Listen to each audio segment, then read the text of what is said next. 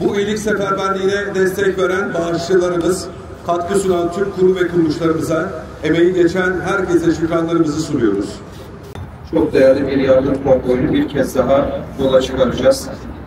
Tabii burada yaşanan felaket, artık soykırım demekte hiçbir beis yok. Çok açık ve net bir şekilde maalesef İsrail soykırımına maruz kalmış çok değerli Müslüman mümin kardeşlerimize biz Şanlıurfa'da Hazreti İbrahim topraklarında bir nebze de olsa katkı sağlayabilir miyiz diye özellikle İHA'mızın çok değerli katkılarıyla, geceli gündüzlü çalışmasıyla bizler de burada manevi destek vererek dualarımızla yanlarında olduğumuzu, elimizden geldiğince destek vermeye gayret ettiğimizi bir kere daha vurgulamak istiyorum. Tabii emeği geçen herkese sonsuz şükranlarımı sunuyorum.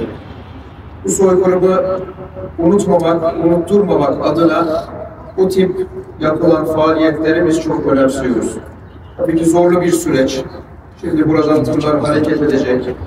Tabii hazırlanan her yardım polisinde bir emek var, bir annenin duası var. Orada mazlumlara, şehitlere, gazilere el uzatma gayreti var. İnşallah onların duasıyla, buradaki hemşehrilerimizin de, Şanlıurfalı hemşehrilerimizin de gayretleriyle bunun hem bu dünyada hem öbür dünyada bereketini hep birlikte göreceğiz, yaşayacağız Allah'ın izniyle. Bizler Şanlıurfa olarak tarih boyunca hep merhametin, paylaşımın, cömertliğin ve kardeşliğin şehri olarak geldik. İnşallah kıyamete kadar da böyle gidecek. Gönüllerimiz oradaki mazlumlar için kalplerimiz çarpmaya inşallah devam edecek. Ben yardıma koşan tüm gönüllülerimize, bu organizasyona emek veren tüm kardeşlerimize, İHA'nın fedakar kadrolarına gönülden teşekkür ediyorum.